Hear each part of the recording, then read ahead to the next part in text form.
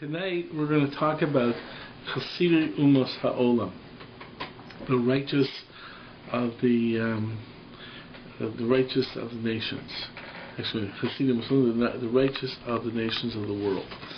And I have a specific intent of what I want to look at, which is an idea of what does this concept really represent. I want to look at it from the colloquial perspective, what it may represent in a more technical perspective, and I want to look at some cases in the Tanakh to see a certain perspective, because there are non-Jewish individuals who are treated with great respect and praise in the Tanakh. So we want to look at that as well. But the essence of what I want to get at is the essence of what I want to get at is the way that term is normally used colloquial, and see, let's move from there. Because when you think of Chasidei Umos Ha'olam, in our world today, you think of righteous Gentiles, and that immediately brings it back to the righteous Gentiles in connection to the Holocaust. In fact, if you look in Encyclopedia Judaica, I looked up the term of Chasidei Umos Ha'olam. I also looked up righteous Gentiles. Righteous Gentiles specifically refers to the Holocaust. In the Encyclopedia Judaica, specifically refers to a term that describes Gentiles who risked their lives to save Jews in the Holocaust. And that's the way people usually look at it. When they say this is a Chasidei Umos Ha'olam, he's a good non-Jew, or whatever it is, it's specifically in terms of their relationship to the Jewish people. In the sense that if a person is pro the Jewish people, we look upon them positively, and if we look upon, and if they're against the Jewish people, we look upon them as anti-Semitic and so forth. Fine. The question is this: is that the real definition of Chasidei Umos Ha'olam? And the essence of that question is what about a non-Jew who is very friendly towards Jews, but is an atheist? Can that be a person that can be referred to as a righteous Gentile? Okay? Or, let's take it to another case. A person who is very friendly towards Jews, very friendly towards Israel, but believes in another religion. Is that a righteous Gentile? Is that term appropriate to that individual? So that means that you have to define the term Gentile. The Gentile would be not a Jew. That would be the same issue as Jew versus Gentile. But the point is, if you're going to say the righteous non-Jew, the point is, how do you define the term righteous? Do you mean that if you don't recognize that there's our God, then you can't be righteous, right? That's my question. The question is, when you think of a good non-Jew, when you think of a person who's like a person who you would say that person is a righteous Gentile, okay, does the faith of that individual come into your mind? Or do you think of it just in terms of how that person treated Jews? In terms of righteousness, I think of it in terms of their goodness and spirituality, as opposed to being connected to one religion or another. So you're taking it to a different term in terms of spirituality. Not only spirituality, but goodness. Goodness. Okay. Is a chassid a behavioral term, or is it a term of belief? Well, the question is chassid a behavioral term or a term of belief? That itself is an issue. Okay, the Gemara says, Einam ha'aretz chassid, that an ignorant individual cannot be a chassid. The perception is, and this gets into a whole variety of ideas, what is the status of ethics without belief? Is it possible to be a moral atheist from a Jewish perspective? Okay, or what? For sure. For sure, but it depends how you. You can have a Jew who's not practicing, who's also moral. So that's really a lot of the. What's the connection between belief and goodness? Is an underlying question here. Is it a significant? It's maybe significant within the Jewish world. It may also be significant within the non-Jewish world.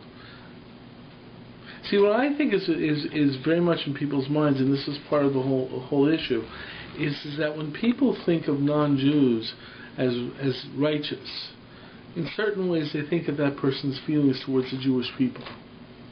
If that person helped out Jews, righteous. Person did not help out Jews, well, we don't have to use that term.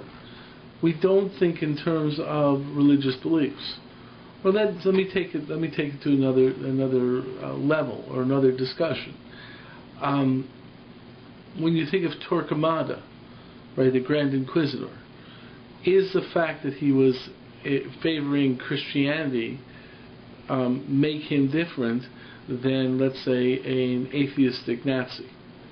Although it's not so simple, the Nazis were atheistic. There's a lot of contention that Hitler was a very strong believing Catholic, and he actually was putting a lot of pressure on Goebbels to convert to Catholicism. Which, Dennis Prager has this whole issue that atheists are always worse than theists. Right, that's one of Prager's ideas. Atheists he always points that there's much greater evil done by atheists than others. He likes to turn to quote point to Hitler and Nazism. The fact is, it's not so simple that Nazism was so atheistic.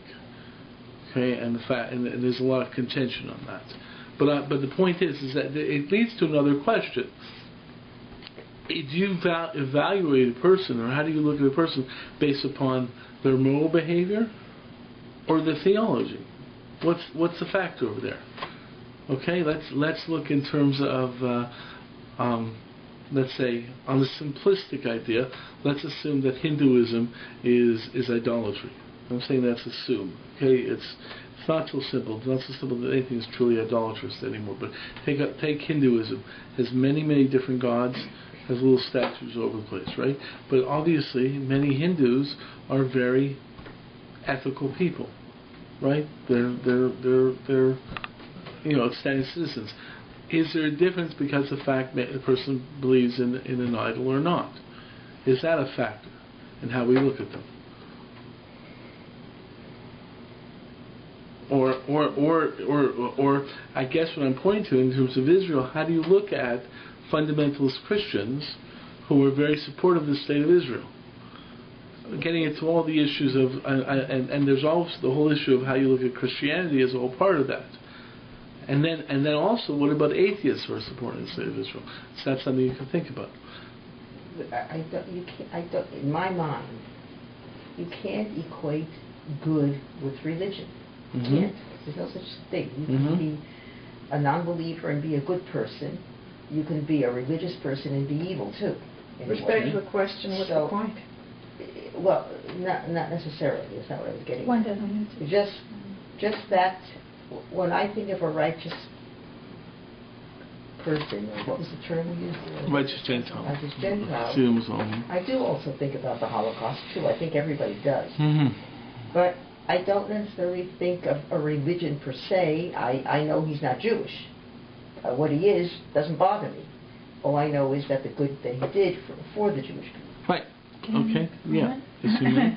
Working for Yad Vashem, I can tell you what the official definition of righteous Gentile from their coined legal term. It's actually a legal term that they and it's a term in the Encyclopedia Judaica. Right. Right. So basically, it's a non-Jew who saves Jews from the threat of death or deportation without any monetary compensation or other rewards. And it's a civilian. So obviously a soldier who goes into battle knows that he may die in order to save another person. So it's a civilian, and usually it comes from the ranks of either just your everyday neighbor, or it could be a clergyman, or it could be a diplomat. It could be... Well, I thought there was also a perception of putting their life at risk in saving someone. That was also part of it. Well, yeah, because if they were caught, they were killed. Right. Or sent to camps. Okay, what you're getting at, though, is just from a definition of good based upon ethical or moral standards. The question then is what is the role of theology in the sense of that definition of good? Okay? I mean, that seems to be part of this issue. In specific terms, in terms of this term vis-a-vis non-Jews, what's the role of the fact that they may not share your theology? But that's the whole issue of being a righteous Gentile, as opposed to, if what you seem to be intimating is that to be a righteous Gentile, you have to be a righteous Noahide Gentile. Okay. And does that make any sense? Just because someone is Buddhist or Hindu or indigenous Canadian, is there any reason to look down upon that person putting themselves at risk to help or save a Jew? Okay, it's interesting what you say. The fact is you're getting into evaluation beyond the term. But that's what you it's have. It's an implication. I true. And the question is too. I mean, we recognize that all these different types exist. You know, the morally caring atheist, the evil religious individual, those that are multi-faith, and those that are with or without any one particular faith that is not Judaism. So we recognize they all exist. So what falls into that particular rubric is the question. Right. It's all intertwined in what you're saying. The fact is underlying this is the question of theology to ethics and morality. That's an underlying question. It's also what? Why? I mean, what is the connection? Is there a connection? Can you be good without having? No, by the way, I'm posing the question: is there a connection? That may be the question. You may say, "Hey, there's no connection whatsoever." That may be the assumption. You know, as an example, look at the woman, the caregiver who saved the baby in Mumbai, the rabbi's baby. Right. She put herself in harm's way. Right. Mm-hmm. So you see that the issue arises in terms of that issue, how you evaluate it. So I think a larger question is who's asking. Mm-hmm. Who cares about that? Right. The point is there anybody who really cares about? Okay. So the term that I'm looking at, the reason I'm raising this issue, is I'm looking at the term as defined within Jewish law. Let me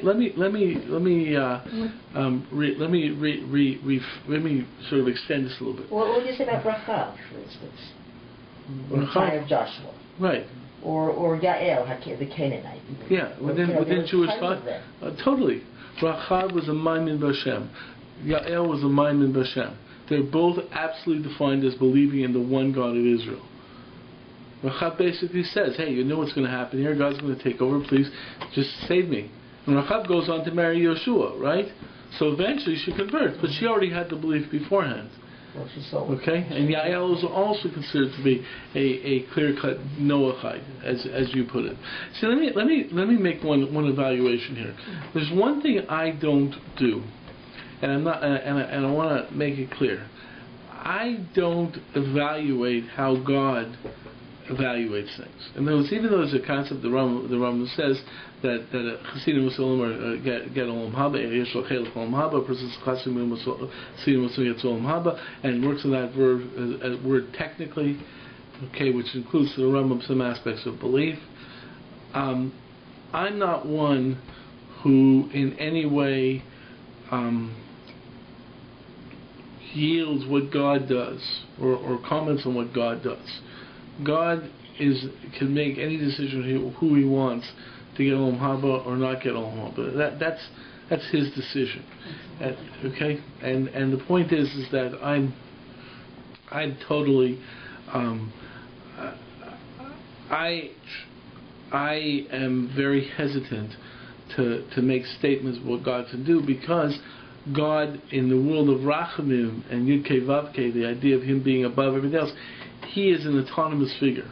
Okay, but the fact is that in a certain way He has given us rules and ideas for us to be able to look at the world a certain way. In other words, when I look at Chassidim Musalim, I'm not going to say, well, this guy's going to get the future world and that guy's not going to get the future world. I don't know, but the fact is for some reason this term applies to this individual. This term it doesn't really apply to an individual. And then you figure out what difference does it make, as you asked. But the point is, it gives some indication of how Jewish thought looks at the human structure. And there's two issues really put out over here. One is the issue of Jew and Gentile. What really is the distinction between Jew and Gentile, which gets to the issue of Noachide. But Noachide has to believe exactly in the same thing that a Jew has to believe in. What is the difference between a Noachide and a Jew? Okay. Well, it's a difference in what they have to do, but ultimately in religious ideas they maybe have to absolutely have the same belief. It may be a Noahide actually has the same religion as a Jew. The idea that Noahism is a separate religion, really I don't look at it that way. I look at it as a universal religion. We call it Judaism, whatever it is, but it's a universal religion that basically Jews and Gentiles both share. Okay, in other words, really different commands, different obligations, but the religion is exactly the same. Okay, so that's one aspect. But the thing, so that's the difference in Jew and Gentile is not that this person believes in that, that person believes in that. Difference in Jew and Gentile is the definition, it's the nationalistic definition, which helps you define what your obligations are under the universal religion. Okay, that to me is a very important concept. So one is the issue, what is different in Jew and Gentile? But the other issue, which you're getting at, is what's the definition of good? Okay, and specifically in our consciousness of good. When we say that person is a good person, he's a moral person, he's an ethical person, what's the role of belief to that concept? And that's significant. The person can be a very nice guy and so forth and so forth. Who cares if he believes or not? He's a wonderful human being helping out the world. Does it matter that he believes or doesn't believe? And to sort of put that into contention, or to really understand the depth of that issue, the idea that someone should be killed because of the incorrect belief, even though they're a fine human being, sounds a bit strange. There's a movie that's put out by the BBC called The Disputation. It is a fictionalized portrayal of the famous disputation between the Ramban and Pablo Cristiani. In historical terms, that disputation is one of the major points in Jewish history, because that marked the end of the golden age of Spain and the beginning of Spanish persecution of the Jews. That's really considered to be the watershed point of the change in how the Jews were treated in Spain. Mostly, it's like that's the point. Obviously, it was over years and so forth, but this is considered to be the mark. And what happened was there was this priest called Pablo Cristiani, who was a Meshumad. He was a Jew, and who converted and became a Catholic priest, and he wanted to save his brethren from eternal damnation. Real nice guy, loved the Jews, and this really comes across in the disputation. He comes across and says, I gotta save them, man. They're going to eternal hell. I want to save my brethren, right? And all the other Catholic priests, you're such a good guy. You want to go. So what he does is he calls for a disputation with the Ramban and the Catholic Ramban Nachmanides in Spain. And it's not portrayed this way in the movie, but what happened historically is that the Ramban was the doctor to the king of, I think, Castile. And there was tremendous pressure on the king of Castile to deliver the Ramban to the disputation. Okay, and the king did not want to do that. And there was tremendous pressure and so forth. Finally, the Ramban said, okay, I'll enter disputation as long as I'm allowed to say anything. Because within the Christian rules of disputations, you weren't able to say anything that was blasphemous. So here you are discussing the religion, but if you said something that was blasphemous, you would be basically weren't allowed to say that. So therefore, what occurred is that the Jews were at a tremendous disadvantage in any disputation, because as they're fighting it, the Catholic person said, can't say that. What kind of battle is it? So he thought it, and the king basically came out. These are the rules, and there's a rule that the Ramban can say anything he wants. Okay? So Pablo Cristiani, who had a little bit of a Jewish education, so he knew a little Gemara here, a little Gemara there, he goes into a disputation with the Ramban. Okay. As you could say, and they're going to talk Talmud, well, as you can imagine, it was not really a fair fight. I mean, Pablo Cristiani basically, obviously, was overtaken by his own ego to think he could actually have a dispute with the Ramban. But, okay, so he gave his little arguments, and the Ramban makes a tremendous amount of arguments, and basically wipes the floor with public Christianity. It's interesting because there's certain issues in the Ramban's statements that he made. There's a discussion among later halachas when the Ramban said something, can that be used authoritatively? Did the Ram really believe it, or did the Ram just say it in order for the disputation to really believe it? Like, for example, he makes a statement that outside of halacha you can be chaylik with Chazal. You can disagree with Chazal outside the realm of halacha. Okay? And he makes a statement of that nature. And the question emerges is, did he just say it in order to open up his flexibility in dealing with statements? Or did he really believe it? Because what public Christianity did is he brought some Gemaras to try and show that the rabbis in the Talmud really also pointed to Jesus and so forth and so forth. Like one of the arguments was that the Mashiach was born on Tisha B'Av, and there was a whole the whole Christian argument that the destruction of the temple, the Churban Bayis Sheni, came about because they had Jesus, they didn't need the Churban. That was a Christian argument. The Churban Bayis Sheni was indicated that you didn't need karbonis anymore, sacrifice anymore, because you already had Jesus dying for everyone's sins. Right, so therefore you didn't need any more sacrifice, and that's why there was Churban Bayis Sheni. And they point to this Gemara that you see that the Mashiach was tied. Tisha B'Av is the day Mashiach came about born. So really they understood the need. You see that the Messiah is connected to the destruction of the temple. The Ramban says you don't know what you're talking about. First of all, he said, listen, first of all, I'm not bound to Chazal in a Gadita. So he says, I can disagree with that statement though. But then he went and he says, but you don't understand a word of what it means. And he gives a whole understanding that what it means is obviously into the future that from here on in this will lead to the rectification that will bring about the eventual coming of the Mashiach. Okay, but the point is Ramban goes into this whole disagreement at the end of the disputation, and this seems to come across both in the Ramban's thing, in what the Ramban wrote down, and also vis-a-vis this disputation, is the king says something to the effect that never has he ever seen falsehood presented so correctly. In other words, basically the king was saying, listen, I know I gotta be a Christian or else I'm gonna lose my throne. I mean, I'm sort of reading between the lines, right? I believe in this stuff. Okay, whatever. But you obviously won the debate. There's no doubt that you won the debate. But the way he had to phrase it is, I never seen the falsehood defended so well. Okay. What really occurred after the disputation is that this is where it really became the beginning of the end of Spanish Jewry. Is that I think they were Jesuits. What they did is they published their own presentation on the disputation, and in keeping with their viewpoints, it was totally misrepresented. It was a total fabrication.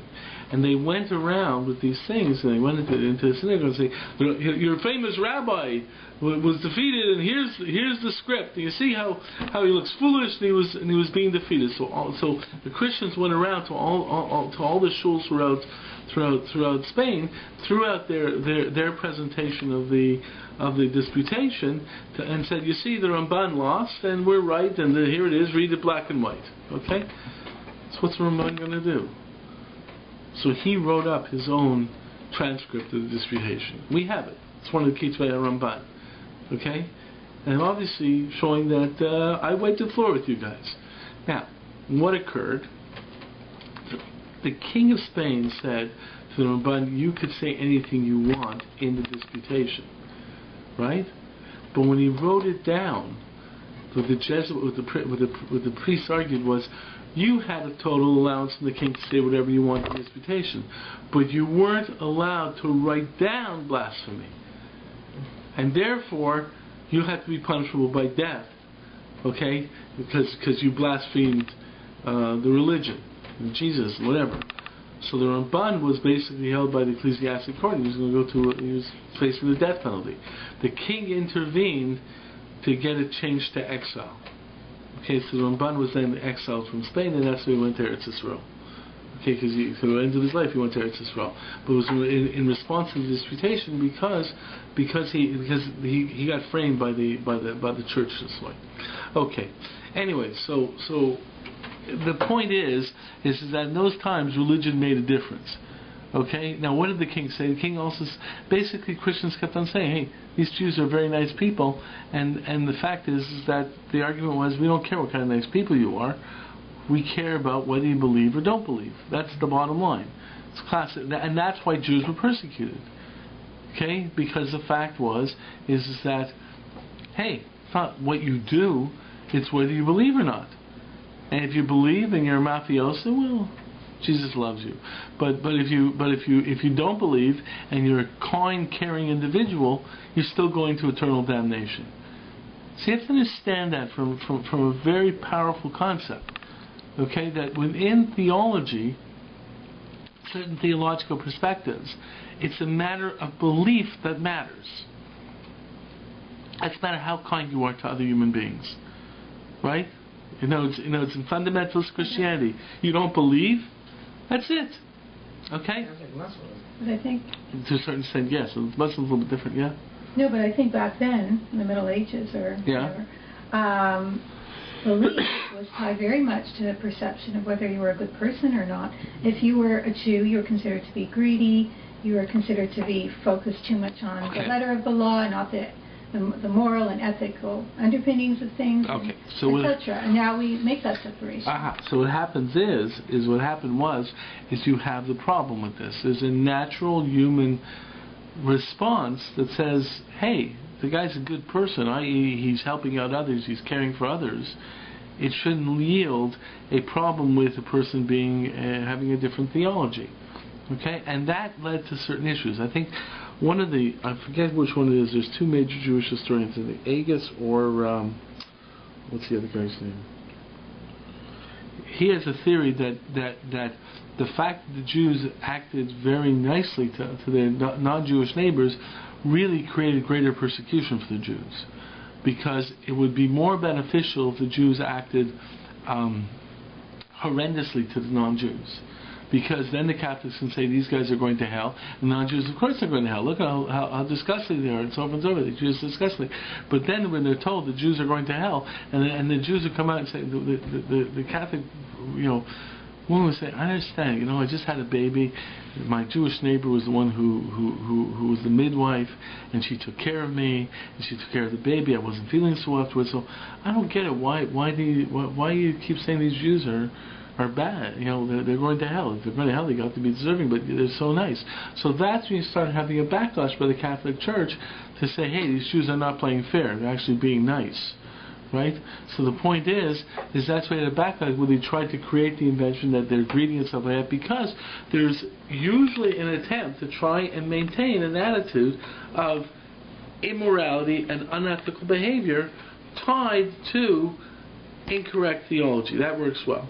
But the fact is when it doesn't come together and you have correct theology, quote unquote correct theology, but incorrect behavior, then you get problematic, and that's what George Bush had with Osama bin Laden, right? He said this guy's not a religious guy, right? Because he's not acting like a religious guy. Religion means you're ethical. This guy's going to telling people to go kill themselves or to kill others. That guy can't be religious. Well, guess what? The guy is religious. Okay, you're tying ethics to religion. On the other hand, you also have the issue of, what about the atheist who is a nice guy? Is there any connection? It goes back to Tara's question. If there's no connection, what's the whole point? Unless, what is the whole point? Does theology matter or not? Okay? Okay. So that's where we're it's that the underlying, a lot of the underlying aspects. And to Jews it becomes a specific issue when we talk in terms of righteous Gentiles, because it is an aspect of, do these people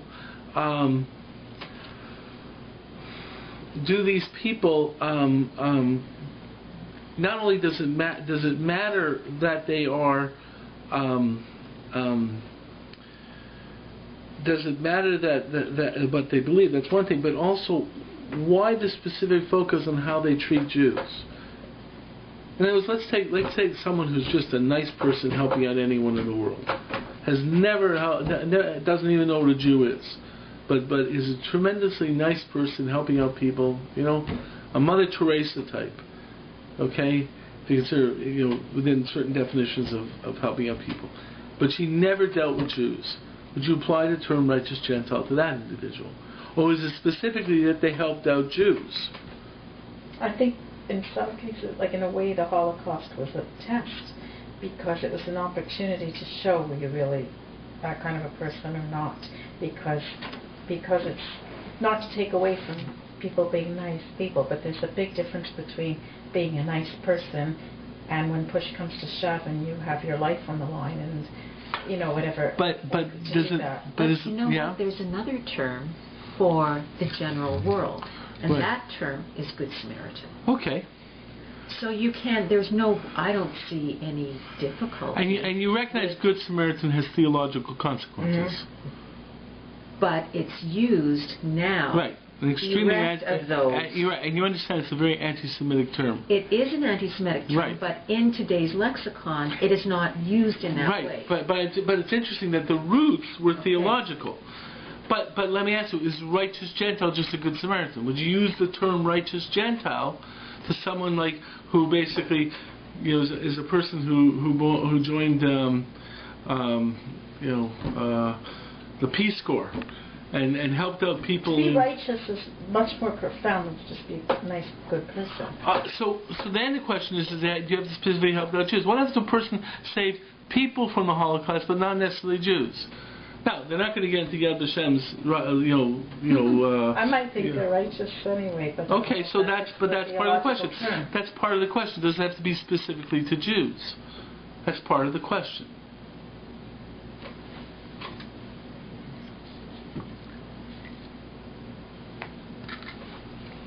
Okay. Do you want an answer? You want us to say something, No, you guys are interested in the question? It's a good question. It's a good question. Okay. It's a good question. You're bothered by it? I'm wondering why you're asking the question. I really can't figure it out. Okay. I think the term right. Because it has to do with halacha, how we look at what righteous is, whether, I think I'm not sure exactly, but I think it has to do with connection with Jews, and that's why you're bringing it up. Right? I'm bringing it for both reasons. The first thing is the fact that when we look at someone being a good person, we're generally looking at it in terms of good person being an ethical person. Just being the perception of just being an ethical good person is in terms of that regard, in terms of that perception. The second thing I'm asking is when we think in terms of righteous Gentile, what's the connection? What is the difference between the fact that when you use that term, what's the specific aspect of it in terms of how that person relates to Jews?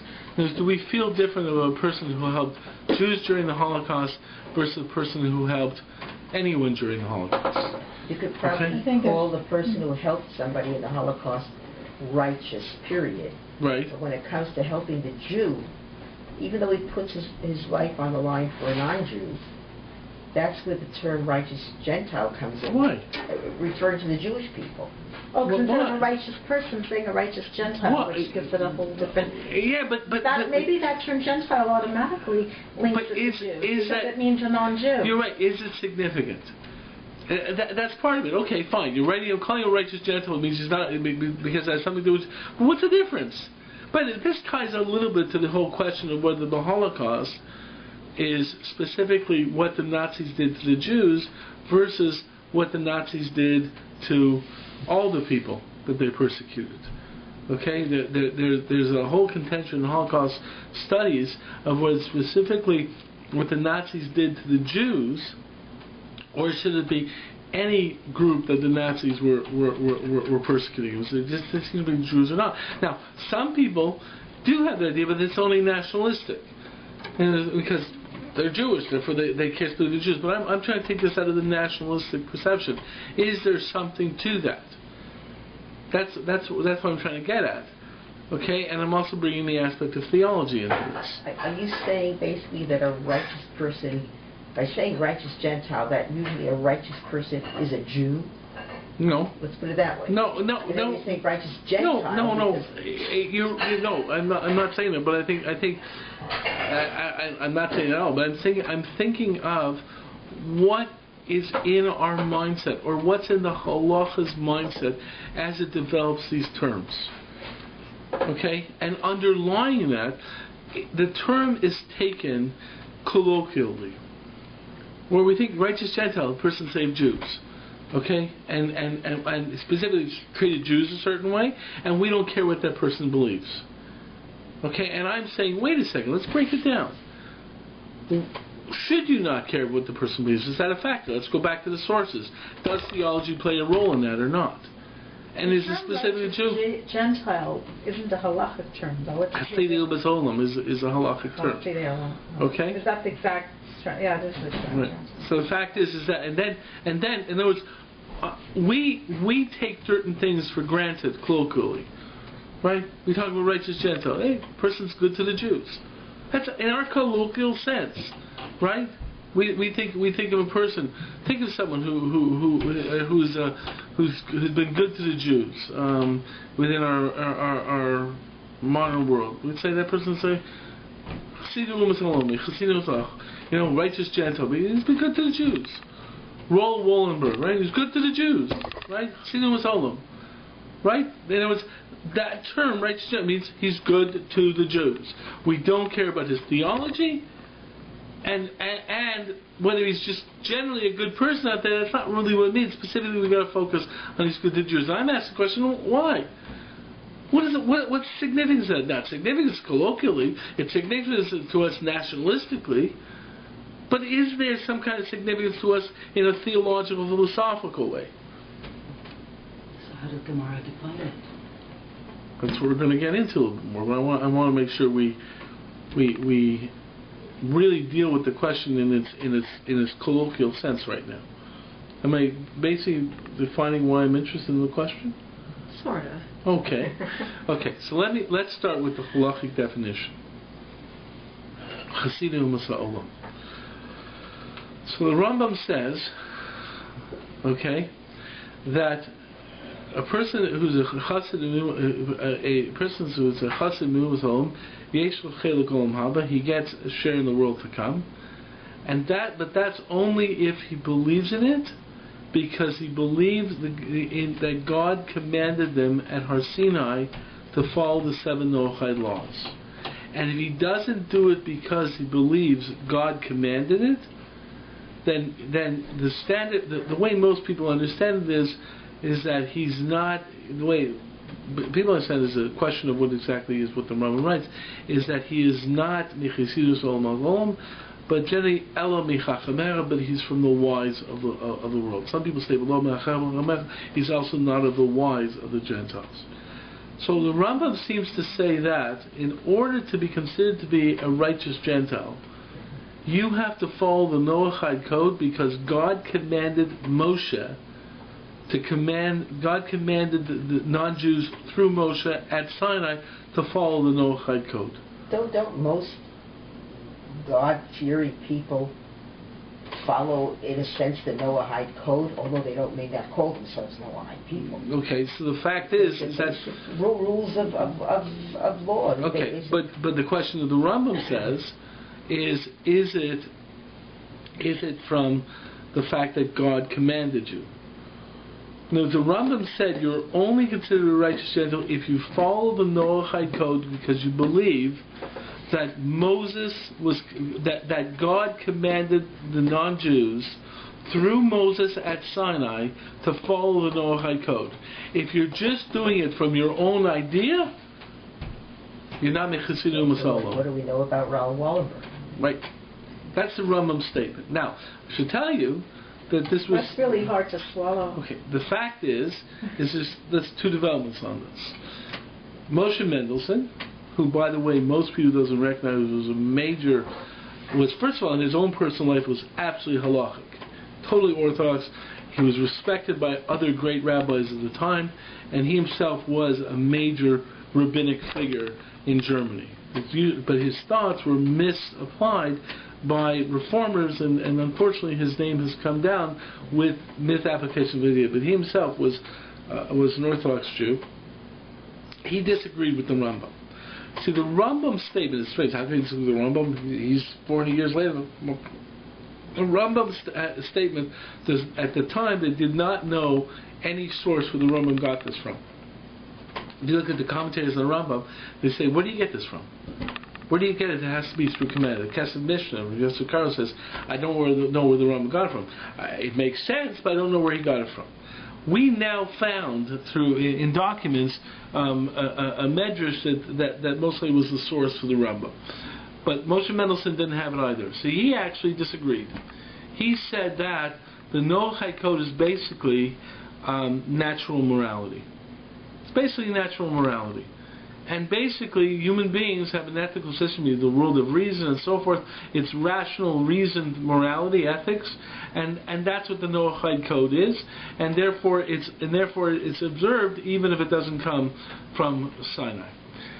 But if you look at a lot of people, they have issues with this. The fact is that a lot of people today want to understand the Rambam, and it doesn't really follow the exact language of the Rambam. They want to say that you have to believe in that the code is revelational. In other words, it's not just that you are an ethical person from yourself, but that you have a revelational aspect to it. Okay? In other words, you believe God told you to do this. Okay? So, for example, Rav Henkin, who was a major Rav of the earlier 20th century, he's quoted in the same category of the Moshe Feinstein and so forth. Henkin wrote in an article, he basically said all Western society today, Christians and Muslims, are mechasidu masa'olam.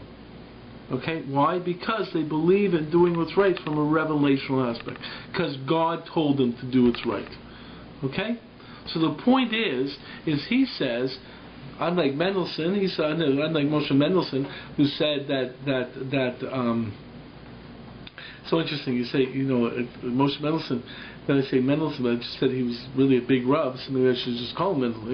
You have to treat him a little respect. Okay, but Moshe Mendelssohn said basically it comes from reason.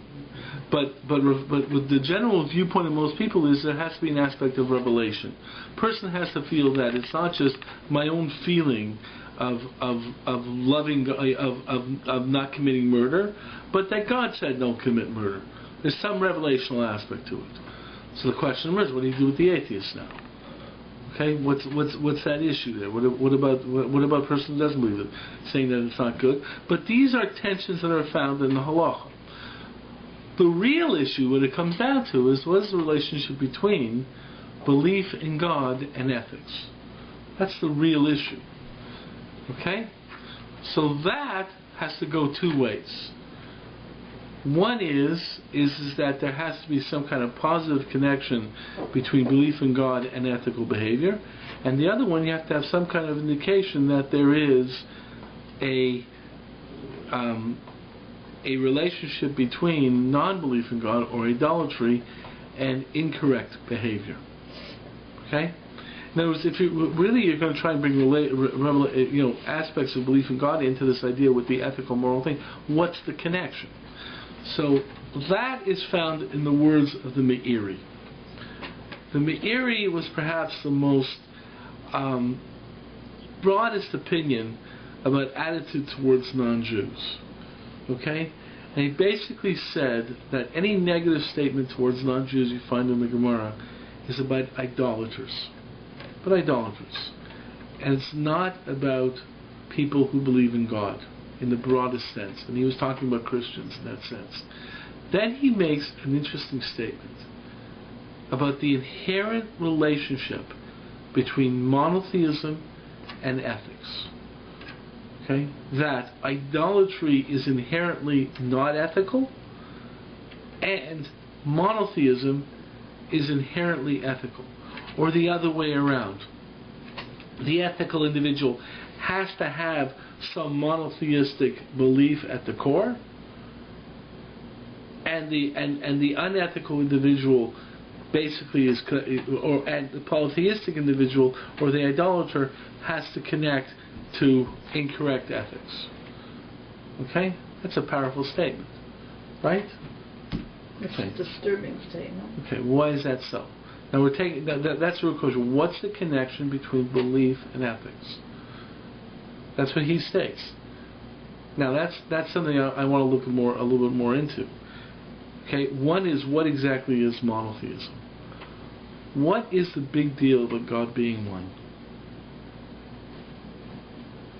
We say it every day. Shema Yisrael Shem Elokeinu Hashem Echad. It's a big mantra of Judaism. We believe in one God. Okay, so why is that important? Everything's under his control. So why is that important? Like they're on the subjects. Because it makes you have more of an optimistic faith, that because if you have different gods, they might not all have the same agenda. Well, that's Zoroastrianism. Zoroastrianism had a good God and a bad God. Yeah.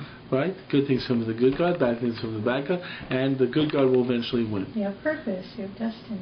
Well, you can't have purpose with two gods and having one good God who you believe will eventually win. That's Zoroastrianism. It's also in a certain way answers is really Christianity. Christianity, people talk about the Trinity as the problem of Christianity, but a lot of the problem of Christianity is Satan. And the fact that you can't ascribe bad things to God. That came from Satan. Therefore, hey, God's totally okay. The bad comes from over there. When you say it, and we say it in davening every day, right? The actual pasuk is Borei Ra. It actually is we believe that God also creates negative things. What does that mean? How can a good God create negative things? What is really going on there? It's a powerful concept of monotheism. It actually creates a lot of issues. The question of tzaddik v'ralo, right? The whole issue of a righteous person having negative consequences. You can only have that if there's one God in charge, right? If you believe in two gods, right, you have no problem. We also have the concept of ki imcha haslicha leman tivarei. Yeah.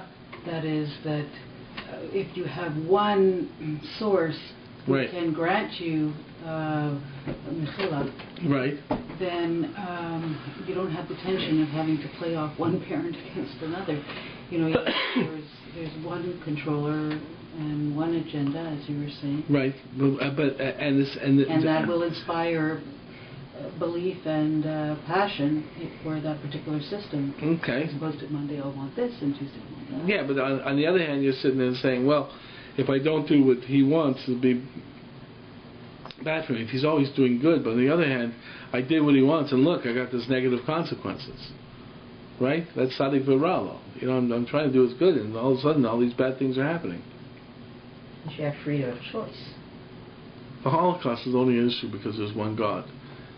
Okay? Once you get into freedom of choice, then you start getting into all the issue of rabbis saying, well, the Jews did this, and therefore they were... No one wants to go there with the Holocaust. Free choice doesn't necessarily reflect upon the Jews that someone was talking Lashon Hara, and that's why that entire community was destroyed by the Nazis. Right. Free choice is the Nazis doing evil. Right. And therefore, where's God? But God lets anything go? Doesn't he have control? Mr. Panim. Hey, is he in charge? But how can we, as small individuals with very small lifespans, understand what the main agenda so we're getting to the idea that obviously with God there's obviously a knowledge that's beyond our understanding. That's right, but we may be just cogs in the wheel of a plan. Okay. And what happens to us as individuals. Now what's happening is when you understand the idea of one God, you basically must come across with the concept of awesomeness. The definitely Yiras Hashem, fear of God, is not just fear. It's awe. If you really understand the concept of God, and you really understand that it's just beyond us, then it's totally awesome. I mean, the fact is on certain levels, it's like, there's the free choice. But if you're giving free choice, you're giving it all over to everyone else. Fine, but then you're not involved. That's Nietzsche. God's dead. But the fact is, if you believe God's around, hey, wait a second. If you have the power to stop it, I understand all the thing about free choice, but there comes a certain point in time where, hey, stop it already. Okay? How can you let this go by, even if you're giving into free choice? The point is that if you really believe that God has this total control and total understanding, then the only result is one of total awesomeness. And that's really what comes out when the Rambam says you look at science, you look at physics. The point is what you do is totally confront the fact that God is beyond our understanding. That's ultimate definition. That's the ultimate conclusion of oneness. Is that everything in polytheism is the attempt to try and create man's control over his environment. It's the essence of idolatry. Okay? If I sacrifice to this God, he'll do this. Right? And if I sacrifice to that God, he'll do that. It's all in my own interests. Okay? I do this, and this will be nice. And I'll do that, it'll be nice. The ultimate thing is once you understand that you do something and something like that, it doesn't really work tit for tat because there's an autonomous entity that has his own perceptions that completely is beyond these things. That's really what idolatry was about. Idolatry was about the fact that it was me controlling the spiritual realm, me controlling the gods. That's what idolatry is about. I didn't sacrifice the gods because I wanted to show, I wasn't having a relationship with that God. Okay? I sacrificed the gods because I was scared of those gods, or I was trying to appease those gods. It was all from me. It's all from the self-perception. With God, yeah, there's ideas that, but you don't sacrifice simply to appease God. There's a recognition that there's something else happening, and then God relates and says, and I wish to impose in the world a moral order. Some aspects of how we're going to relate. I have a problem with all this. I'll tell you what it is. Yeah. If you're sitting and you're discussing from a philosophical point, so yeah, all of this makes sense. When we get down to just down to reality and down to people who most of them don't philosophize and everything, and you still talk about what's a righteous person, doesn't jive because most people don't sit and think about it like that. So it still can't convince that you can't be righteous and be a Hindu or something because those people don't think so they don't all think so deeply. The fact is you're right. That's why when I said the thing about Hindu, I said to you that there's a perception in Hinduism. I said most people look at it as idolatry, but if you really investigate, it's the same attitude towards Christianity. There's Rishonim who point out that the Christians today aren't real idolaters. Is minhag avosehem biyadehem. It's the who says that now? It's major Rishonim. Minhag avosehem biyadehem. The practices of their forefathers are in their hands. In other words, that's the way they do it. But not that they really believe the stuff. What about Hindus? That attitude might extend because the fact is that if it was real idolatry, it would be a business relationship. It's not a moral relationship. If I push this button, this will come out. But once I start thinking in terms of moral perspective, once I recognize that there's something beyond my own desires in terms of understanding a moral perspective, then the fact is people always may use terms to try and deal with talking about God, but they really understand that they're talking about something that is beyond their understanding.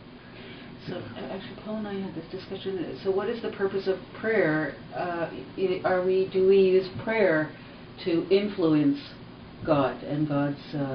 Prayer is a request from God but it's relating to God. But it's not. It's when people say, "I do A and God will do B." Like, I can't stand when people say, "I was told if I say this Tehillim 13 times and that Tehillim 42 times in such a way with my hand up like this, lo and behold, my kid will have a shidduch." Right? You know. Good. Yeah. Right. Yeah. I got to write that one. Yeah. Right. You know something? That's idolatry. That's idolatry. That's right. That's idolatry. What do you mean? You know, if you say, if I do Tehillim like this and stuff like this, maybe it will influence God because it means something. Oh, okay. But God has to be an autonomous entity. He's not just simply, your effect to your cause.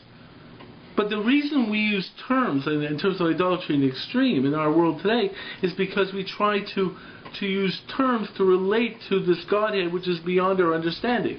And lahavdil, we use the same terms.